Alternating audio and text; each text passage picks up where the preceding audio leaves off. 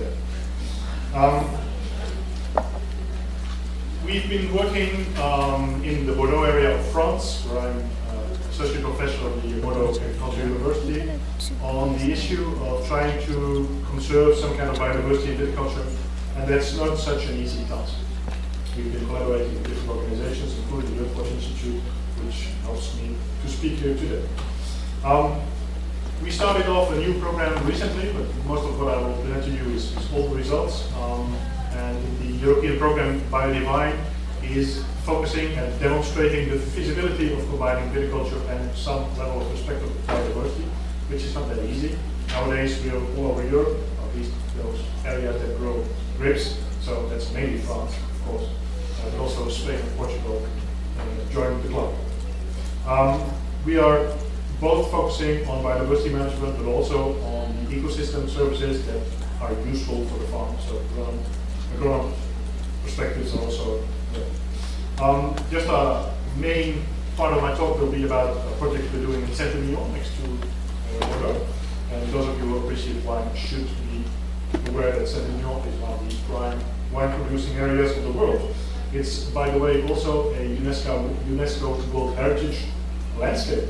So there's already some kind of protection on the landscape, but what is protected is the cultural landscape, including the vines, and not so much the natural areas that are becoming a little bit rare in that area. So it's not that easy.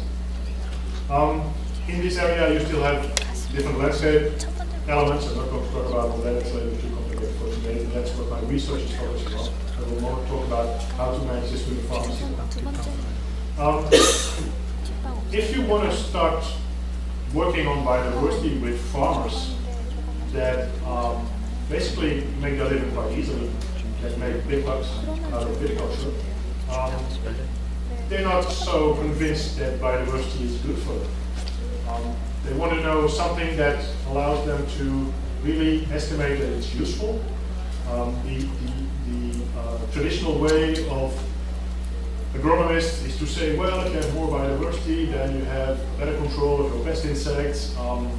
That is my research subject, and I've been working on it for 10 years, and I have to be very modest about it. There's no clear indication of sufficient efficiency of biodiversity to control pests. We are still in a landscape with lots of agriculture.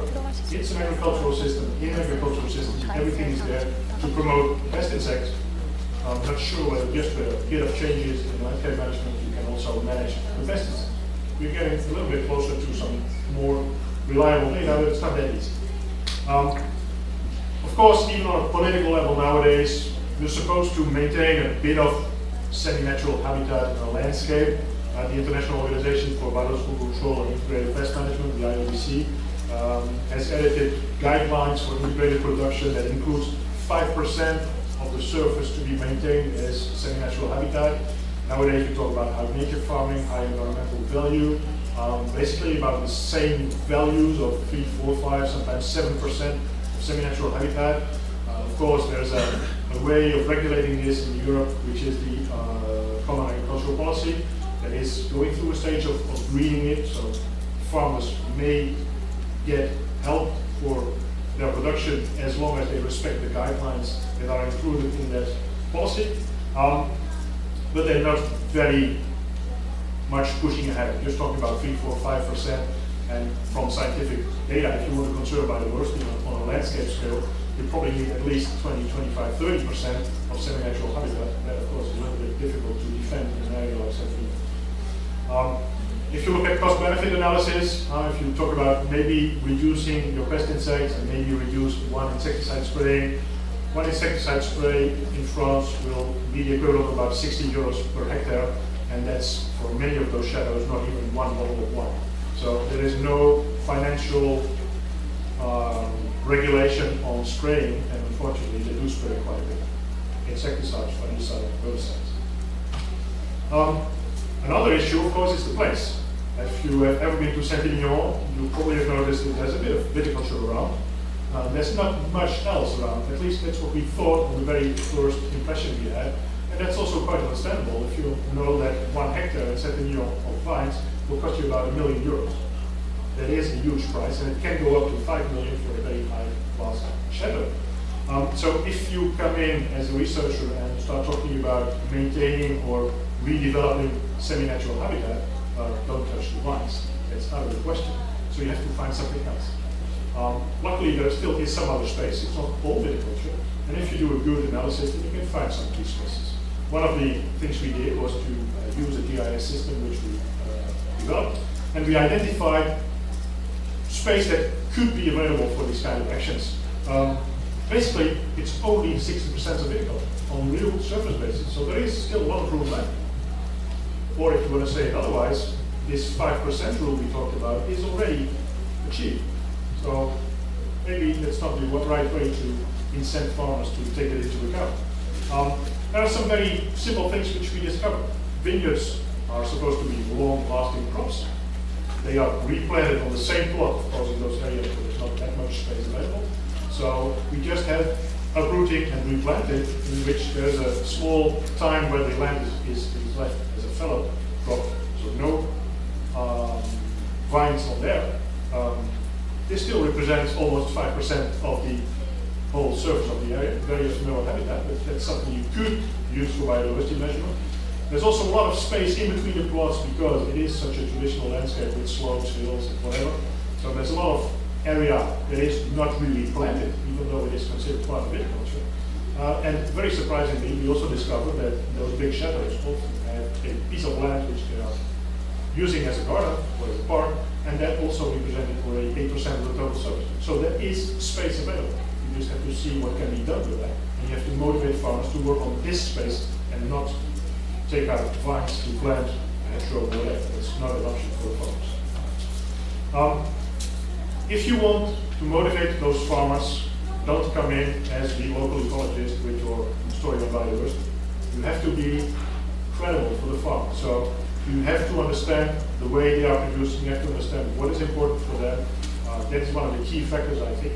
And of course, me being a teacher in an agricultural university, that helps a little bit to know a little bit what's going on. But even if you start talking to a farmer about the way he's managing his landscape, you always have to discuss first the agronomic elements, and then biodiversity comes in later. Just to give you one example, that's what we are discussing about this fallow land. What can a farmer do during the time the land is not planted with vines, those few years, between 50 years of growing vines on the same plot again, on which we try to make them install melliferous fodder crops, so like veg and whatever, mixtures of cereal and veg. The arguments we will be using for that is, well, I got 5, 6, 7 of them, and only at the very end, the latest moment, we also introduce biodiversity. And that's the best way, apparently it seems to be the best way, to communicate with the farmer on a subject like this. The way we approach such programs, and nowadays with the European program we are extending to other areas, is that it's probably the best way to start in an area like this with a few farmers that are interested in the subject. That come to us, ask for some advice, ask what they could do to improve biodiversity. It's just a few of them. If I indicated 20% on the slide, it's a very optimistic estimation, I think. But you can start with them. You can try to involve all local stakeholders, so not just farmers, also the Housing Association, for instance, the bird people, whatever, the local schools, and try to get them all in there. But it's essential to let the farmers decide. They need the good advice, and we'll take the advice if the judge is good enough, but they should finally decide. You cannot impose anything, certainly not on a farmer. As a wine grower in Saint-Emilion, which is quite convinced that what he's doing is the right thing because it makes a lot of money. Those kind of demonstration projects can then show that things can be done, that these things can be acceptable in a context of production of good wine. Communicate about that, and the objective, of course, is to get everybody involved, but that is a long-term process. And we can see nowadays that it starts to kick off, but I'm not pretending that I have convinced all the growers of Saint-Emilion to plant hedgerows all over the area of this appellation. I think it's also very important, and that's something that came out of the European program, every area, even if they're all viticultural areas, has its own particular setting of the landscape, has its own way of growing grapes, has its own spaces where you can do different things. So it's very important that the actions are adapted to what is locally feasible. And in some cases, I don't know, restoration of stone walls can be an issue in some areas, but it's not at all present in other areas. Today, our goals are still notable. Of course, for biodiversity, we're basically looking at habitat diversification. One of the most acceptable things you can do is to work on connectivity, planting things like hedgerows, because they do not take up a lot of surface, so they are acceptable for the farmers. And at the same time, of course, planting a hedgerow will increase the fragmentation of the crop, splitting a big area of viticulture into several small pieces. And that's something that we have shown recently to affect, to reduce the pest population. So that is a good proof that there is some effect on the pest insects. Conservation, conserving specific species, we'll have to focus on ordinary biodiversity. I think that's also a very important group, and if you don't protect ordinary biodiversity, it will become rare, and then we have even more work to do for conservation. We use a couple of indicators. I think everybody should do that in this program. Of course, the number of farmers really involved in this action is one of the indicators that is there. It could also be the amount of conservation action, the number of kilometers of hedgerows that we plant every year. And on the whole, you should also be aware that at a landscape scale, that's the scale we are working on, landscapes are difficult to change and also change because of other reasons than just our small program. So it could be that if we plant a few hedgerows somewhere else, they will disappear, or there is some building program going on that will influence the landscape characteristics. So that is also quite challenging to see what you can do in something which is a living organism. A landscape is something that will evolve over time, and you cannot steer it all. There's too many processes beyond. What is important, I think, and that is something we also discovered during the program, if you start talking about biodiversity, if you turn it the right way, then it is finally, and the farmers are quite happy about that, some kind of positive action. Farmers nowadays, especially in areas of Sauvignon, with the spraying, with everything they're doing, are very much under criticism of the public about causing harm to the environment. And just presenting some action of the farmers and being positive for the biodiversity or for the environment or for the landscape is something that is a big relief for the farmers themselves. They feel really very much addressed by the general public. And if you adapt your program, if you adapt your communication at the different levels with the farmers, you can be very critical of what they're doing. If you talk about general public, try to be very positive of what has been achieved by the farmers. That will work. That will work, and that's the way it works mostly. And what is interesting to see is that in some of the projects we've been running, you can see that there is a clear effect on social resilience, as Celia just called it already. It helps to create a better network locally among the farmers, but also among the farmers and the people living in the area. Quite often they're the same, but not always. Very important also, try to avoid commercial consultants coming in, selling those weird plant mixtures, which have nothing to do with biodiversity, but which are very appealing to the general public. So it's very nice to have the flowers, but that has nothing to do with creating or maintaining biodiversity. On the contrary, it's probably damaging biodiversity. The key, I think, is basically to try to, what is seen as a constraint by the farmer, it has to be turned into some kind of an ambition.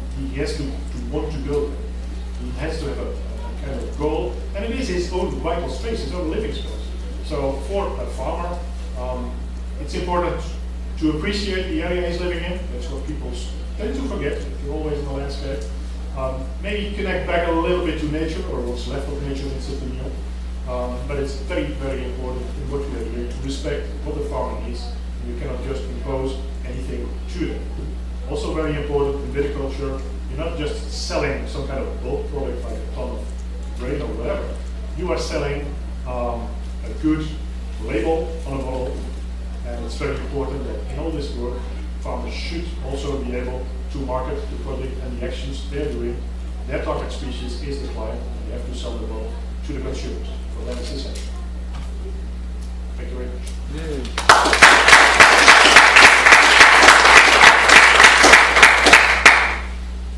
Well, we've traversed several continents. We've observed behaviors from campesinos to industrial vintners.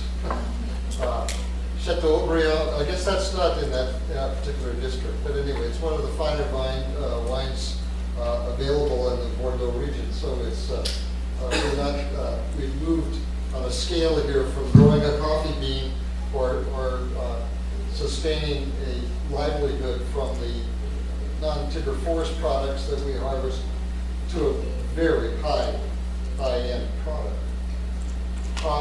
We're not going to move into the discussion, and as resilience is one of our threads that we want to examine, I'm going to ask Mike, who's from the Stockholm Resilience Center, to give us just a couple of minutes of reflection on the resilience threads that he saw in these presentations. Then I'm going to ask Paul Laird to moderate this discussion.